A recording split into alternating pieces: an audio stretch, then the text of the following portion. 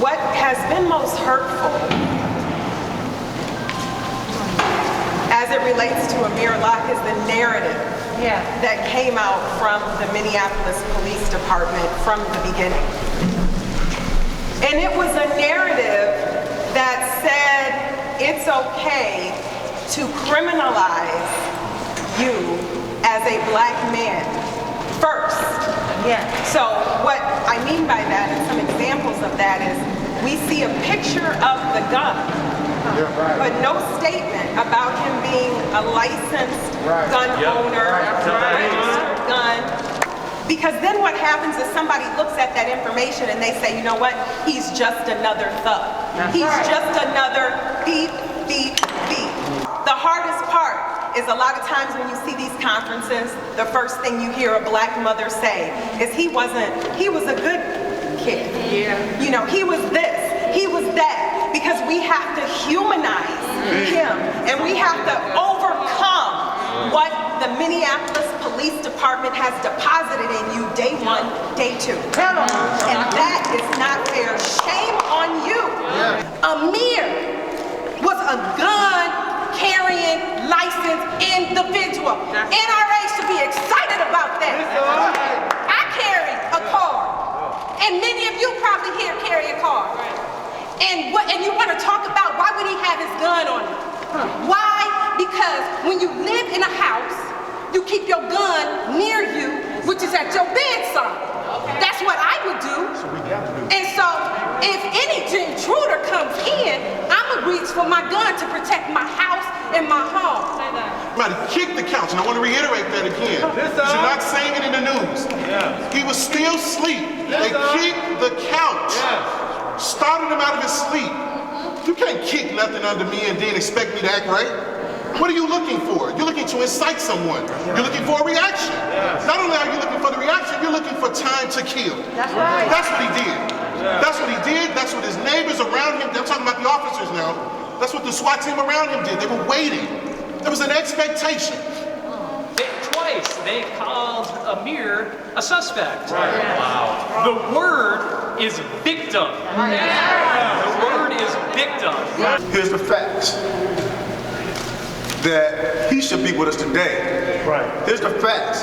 That he won't celebrate a birthday with us because somebody made a decision.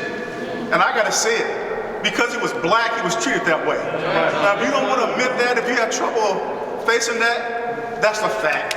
That's a fact because it happened all too often. We sat and watched the television and we saw in Virginia a white man kill 2 police officers. And he's still alive today. I'm not saying I want anybody dead. God forbid that. I don't want that. But I just want the same opportunity for our kids, for Amir, that white folks get. We're not a threat if we have a gun. I have a gun. I need a gun with all the white supremacists and racists and haters who don't believe that black lives matter. We could have saved Amir Locke last January at the Capitol. We introduced a bill to end this careless No Knock Warrant. You know who failed us? Melissa Hortman failed us. You know who failed us? Governor Walsh failed us. You know who failed us? Senator Gazelka failed us. And, of course, Warren Limmer. Locke was this week, but a clock started for another person. We're serving a search warrant. That's true. Yes, there was a weapon found. That's true. But that's all y'all told us. The rest of the truth you left out, so you lied. And it's Fred Hampton, Mark Clark, Breonna Taylor, and now Amir Locke. All murdered while sleeping. All murdered while sleeping.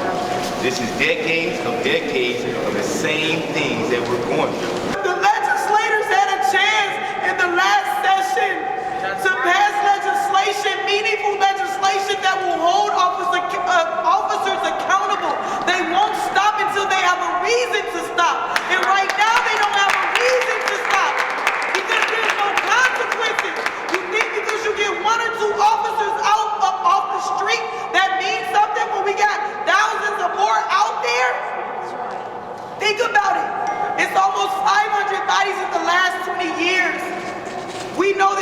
least 2 to 5 officers in each murder most of the time.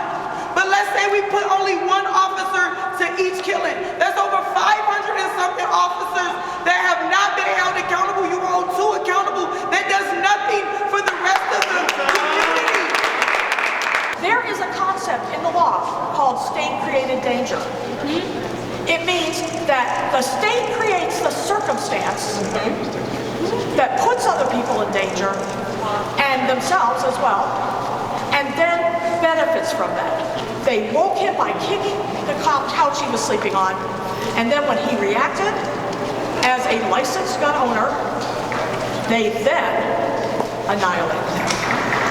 That is a classic example of state-created danger. They're gonna kill another black man in this state again until we pass some meaningful legislation to put the fear of something in. This ain't new. What happened to that young man yesterday, that dead boy yesterday wasn't new. That happened to Fred Hampton Jr. in Chicago. It's a fact. These white supremacist tactics ain't changed, just the faces. I'm sorry about my brash delivery, but it keep happening.